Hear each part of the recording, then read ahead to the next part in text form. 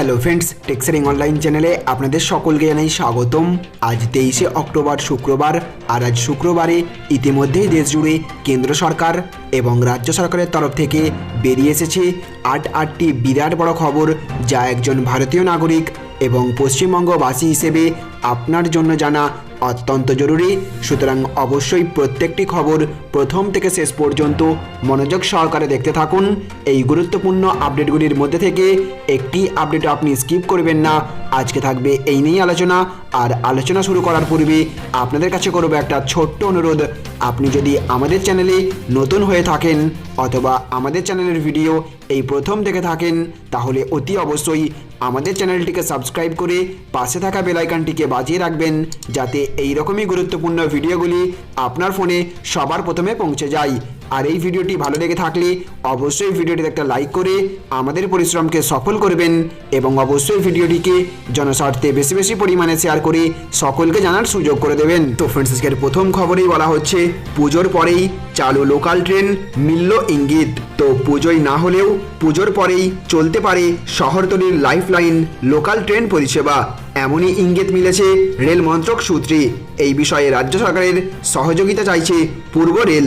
শহরতলি এবং নিত্যযাত্রীদের তরফ থেকে একাধিক আবেদন পাওয়ার পরেই প্রস্তুতি নিতে শুরু করেছে পূর্ব রেল। হাওড়া এবং শিয়ালদহ থেকে কয়েক লক্ষ নিত্যযাত্রী এই লোকাল ট্রেনের উপরে নির্ভরশীল। শুধু তাই নয়, এর সঙ্গে যুক্ত রয়েছে প্রত্যক্ষ এবং পরোক্ষ কর্মসংস্থান। তাই নিত্যযাত্রীদের দাবি ছিল মেট্রো পরিষেবা যখন শুরু হয়েছে তখন শুরু হোক লোকাল ট্রেন পরিষেবাও। তো ফ্রেন্ডস, পূর্ব রেলের তরফ থেকে পুজোর পরেই লোকাল ট্রেন চালু করে দেওয়ার সিদ্ধান্ত নেওয়া হলেও কত তাড়াতাড়ি রাজ্য সরকারকে লোকাল ট্রেন চালু করার অনুমতি দিয়ে দেওয়া দরকার বলে আপনি মনে করেন, অতি অবশ্যই আপনার মতামত কমেন্ট বক্সে প্রকাশ করবেন। তো ফ্রেন্ডস, এর পরবর্তী আপডেটে বলা হচ্ছে 25 পয়সার একটি কয়েন আপনাকে বানিয়ে দেবে লাখপতি। বাড়ি বসে বসে হয়ে যাবেন মালামাল। তো আজ আপনার কাছে কয়েন বিক্রি করে টাকা কামানোর ভালো সুযোগ আছে। এই কয়েনগুলোর কারণে আপনি লাখপতি হতে পারবেন। সব থেকে বড় ব্যাপার হলো এই কয়েনগুলোর জন্য আপনাকে কিছুই করতে হবে না, শুধু আপনার কাছে 25 পয়সার এই বিশেষ কয়েন থাকা জরুরি। যদি আপনার কাছে এই বিশেষ কয়েন থেকে থাকে তাহলে আপনি 1 লক্ষ থেকে 1.5 লক্ষ টাকা ঘরে বসেই কামাতে পারবেন। শুধু আপনাকে এই প্রাচীন কয়েনগুলোর ছবি ওয়েবসাইটে দিতে হবে। এরপর ক্রেতারা আপনার এই কয়েন কেনার জন্য ডাক তুলবে। আপনি তখন যাকে খুশি এই কয়েন বিক্রি করে লক্ষ লক্ষ টাকা কামাতে পারবেন। আসুন আপনাকে জানিয়ে দিই, লক্ষ লক্ষ টাকা কামানোর জন্য আপনার কাছে কোন 25 পয়সার কয়েন থাকা জরুরি। মিডিয়া রিপোর্টস অনুযায়ী ইন্ডিয়া মার্টের ওয়েবসাইটে পুরনো কয়েন আর নোটের নিলাম হয়। যদি আপনি পুরনো জিনিস জড়ো করার শখ রাখেন তাহলে এই স্বভাব আপনাকে লাখপতি বানাতে পারে। এর জন্য আপনাকে 25 পয়সার সিলভার কালারের কয়েন থাকা জরুরি। এই কয়েনগুলোকে নিলামে বিক্রি করে আপনি 1.5 লক্ষ টাকা পর্যন্ত কামাতে পারবেন। যদি আপনার কাছে মাতা বৈষ্ণোদেবীর 5 এবং 10 পয়সার কয়েন থাকে তাহলে সেগুলিকেও বিক্রি করে আপনি মালামাল হতে পারবেন। জানিয়ে দিই, ওই কয়েনগুলোকে 2002 সালে জারি করা হয়েছিল। মাতা বৈষ্ণোদেবীর ছবি থাকার কারণে অনেকেই ওই কয়েনগুলোকে শুভ মনে করেন। হিন্দু ধর্মে মাতা বৈষ্ণোদেবীর পুজো করা হয়, এই কারণে অনেকেই এই কয়েনগুলোকে লক্ষ লক্ষ টাকা খরচ করে কেনে। তো ফ্রেন্ডস, আপনার কাছেও যদি এইরকম কোনো 25 পয়সার পুরনো কয়েন থেকে থাকে এবং সেটি যদি আপনি বিক্রি করে মোটা টাকা পেতে চান, তাহলে অবশ্যই আমাদের নিচে কমেন্ট বক্সে জানাবেন কিভাবে আপনি ওই কয়েন ইন্ডিয়া মার্টের ওয়েবসাইটে বিক্রি করবেন। বিস্তারিত পদ্ধতি আমরা জানিয়ে দেওয়ার চেষ্টা করব। তো ফ্রেন্ডস, আরও একটি বড় আপডেটে বলা হচ্ছে ষষ্ঠী থেকে অষ্টমী রাজ্যে ভারী বৃষ্টির পূর্বাভাস। কাকদ্বীপ, দীঘা, হাসনাবাদে মোতায়েন বিপর্যয় মোকাবিলা বাহিনী। তো কয়েক মাস আগের আমফানের ক্ষত এখনও টাটকা, তাই এবার আরও কোনো ঝুঁকি নিতে চাইছে না রাজ্য সরকার। পুজোর সময় বঙ্গোপসাগরে তৈরি নিম্নচাপের ফলে বৃষ্টির পূর্বাভাসের পরেই তাই ব্যবস্থা নেওয়া শুরু করেছে প্রশাসন। মৎস্যজীবীদের সমুদ্রে যেতে নিষেধ করা হয়েছে। উপকূলবর্তী এলাকায় মোতায়েন করা হয়েছে বিপর্যয় মোকাবিলা বাহিনীকে। বঙ্গোপসাগরে তৈরি হয়েছে গভীর নিম্নচাপ। ক্রমেই সেই নিম্নচাপ আরও শক্তি বাড়াচ্ছে। শক্তি বাড়িয়ে পশ্চিম এবং মধ্য বঙ্গোপসাগরে হয়ে তা পশ্চিমবঙ্গ এবং বাংলাদেশের দিকে সরে আসছে। হাওয়া অফিস আরও জানিয়েছে উপকূলবর্তী এলাকাগুলিতেই এই কদিন নিম্নচাপের প্রভাব থাকবে। তাই ভারী থেকে অতি ভারী বৃষ্টির আশঙ্কা থেকেই যাচ্ছে গাঙ্গেয় পশ্চিমবঙ্গে।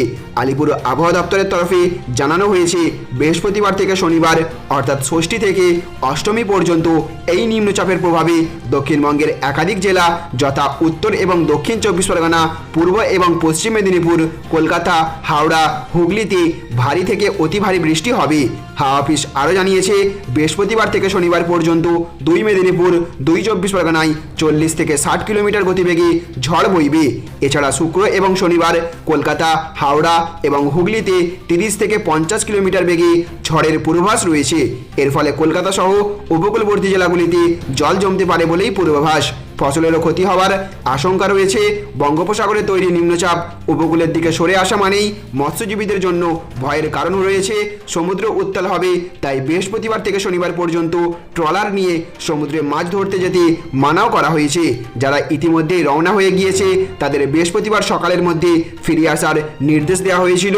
এছাড়া এই সময়ের মধ্যে দীঘা, মন্দারমণি, শঙ্করপুর, সাগরদ্বীপে সমুদ্রের ধারে সব কাজ বন্ধ রাখা হয়েছে।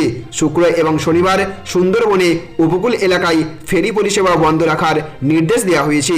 জানা গিয়েছে পরিস্থিতির মোকাবিলা করতে ইতিমধ্যেই দক্ষিণ 24 পরগনার কাকদ্বীপ, উত্তর 24 পরগনার হাসনাবাদ এবং পূর্ব মেদিনীপুরের দীঘাতে বিপর্যয় মোকাবিলা বাহিনীকে মোতায়েন করা হয়েছে। যে কোনো রকম পরিস্থিতি মোকাবিলায় তৎপর রয়েছে তারা। এছাড়া প্রতিটি জেলা শাসক এবং প্রশাসনের আধিকারিকদের নির্দেশ দেওয়া হয়েছে পুজো কমিটিগুলিকে আগে থেকে বলে রাখার জন্য যে ঝড়ে যাতে মণ্ডপের ক্ষতি না হয় সেই বিষয়ে আগে থেকে তারা যেন বন্দোবস্ত রাখে। তো ফ্রেন্ডস, আপনাদের এলাকায় ইতিমধ্যেই বৃষ্টি শুরু হয়েছে কিনা অথবা বৃষ্টির কোনো পূর্বাভাস আপনি পাচ্ছেন কিনা অতি অবশ্যই আপনার এলাকার নাম সহ নিচে কমেন্ট বক্সে আমাদের জানাবেন, যাতে আমরা সকলেই পুজোতে ঘুরতে বেরোনোর আগে বিভিন্ন জায়গার ওয়েদার আপডেট সম্পর্কে অবগত থাকতে পারি। তো ফ্রেন্ডস, আজকের আরও একটি বড় আপডেটে বলা হচ্ছে পেঁয়াজের দাম 130 টাকা প্রতি কিলো। সাধারণ মানুষের মাথায় হাত। তো ভারতে পেঁয়াজ উৎপাদন এবং চাহিদার মধ্যে একটা বড়সড় ফারাক রয়েছে। ভারতে মূলত নাসিক, আহমেদনগর, পুনে, ধুলে, সোলাপুরে পেঁয়াজ উৎপন্ন হয়।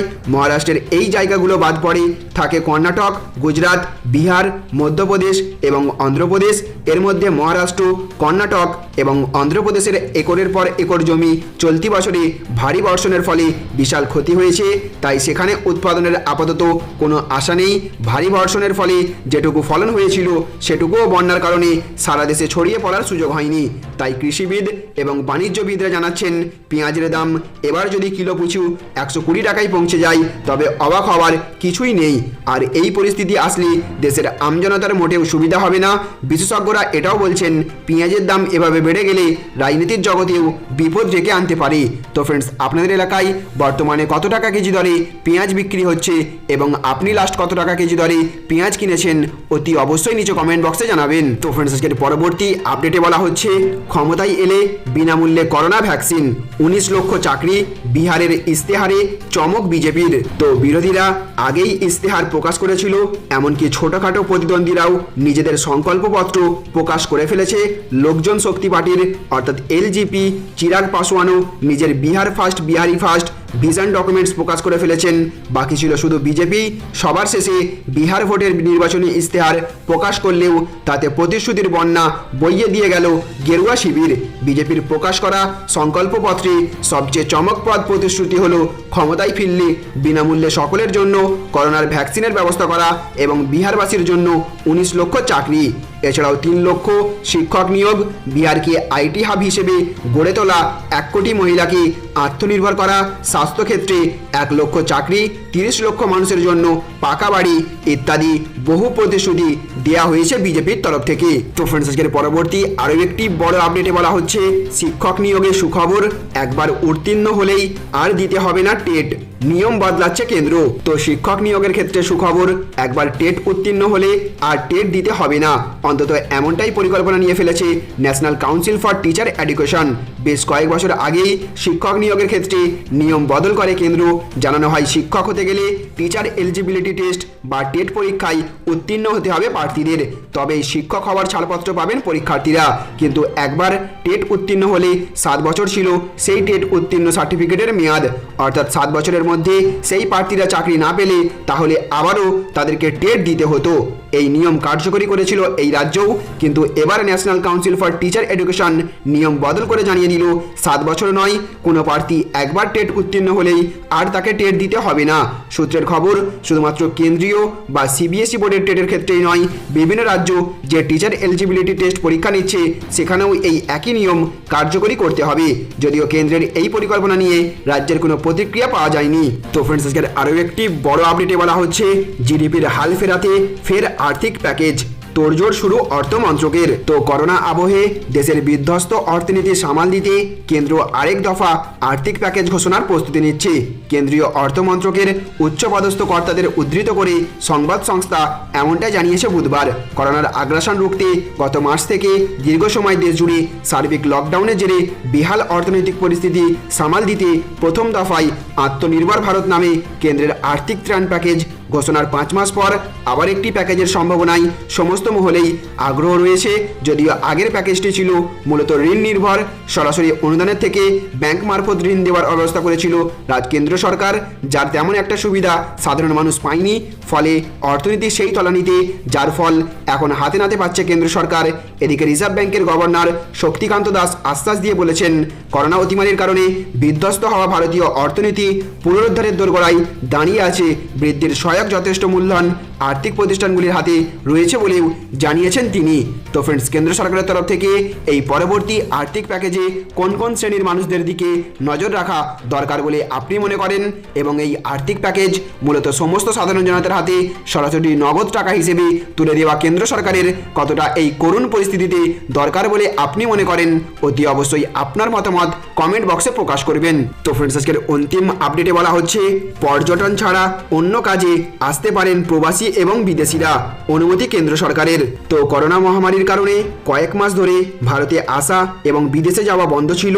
এখন নিউ নর্মালে ধীরে ধীরে চালুর পথে কেন্দ্রীয় সরকার। বৃহস্পতিবার এক বিজ্ঞপ্তিতে কেন্দ্র জানিয়েছে, পর্যটন ছাড়া অন্য কাজের জন্য ভারতে আসতে চাওয়া বিদেশিদের ভিসা দেওয়া হবে। প্রবাসী ভারতীয় এবং বিভিন্ন কাজের জন্য এদেশে আসতে চাওয়া বিদেশি নাগরিকরা এই সিদ্ধান্তের ফলে উপকৃত হবেন। কেন্দ্রীয় স্বরাষ্ট্র মন্ত্রকের তরফে বিজ্ঞপ্তিতে জানানো হয়েছে, প্রবাসী ভারতীয় বংশোদ্ভূত সহ সব বিদেশি নাগরিকদের আকাশ এবং জলপথে ভারতে আসার অনুমতি দেওয়া হচ্ছে। পর্যটক ছাড়া অন্যদের এই দেশে আসা এবং যাওয়ার উপর ছাড় দেওয়া হবে। পর্যটন ছাড়া যে কোনো দরকারে ভারতে আসতে পারবেন তারা। অনুমোদিত বিমানবন্দর এবং সমুদ্র বন্দরের মাধ্যমে এই সুবিধা পাবেন। মন্ত্রকের তরফে জানানো হয়েছে, কোনো বিদেশি নাগরিক যদি চিকিৎসা সংক্রান্ত বিষয়ের জন্য ভারতে আসতে চান, তবে তাকে মেডিকেল অ্যাটেন্ডেন্ট সহ ভিসার জন্য আবেদন করতে হবে। তাহলে ফ্রেন্ডস, বুঝতে পারলেন, এই ছিল আজকের কয়েকটি গুরুত্বপূর্ণ আপডেট। আমাদের উদ্দেশ্য ছিল শুধুমাত্র এই আপডেটগুলি আপনাদের সামনে তুলে ধরে আপনাদেরকে জানিয়ে দেওয়া। আপনাদের কাছে অনুরোধ, এই ভিডিওটিকে জনস্বার্থে প্রচুর পরিমাণে শেয়ার করবেন, যাতে সকলেই এই সমস্ত খবরগুলো থেকে অবগত হতে পারেন। ভালো থাকুন, সুস্থ থাকুন। Thank you friends, thank you for watching.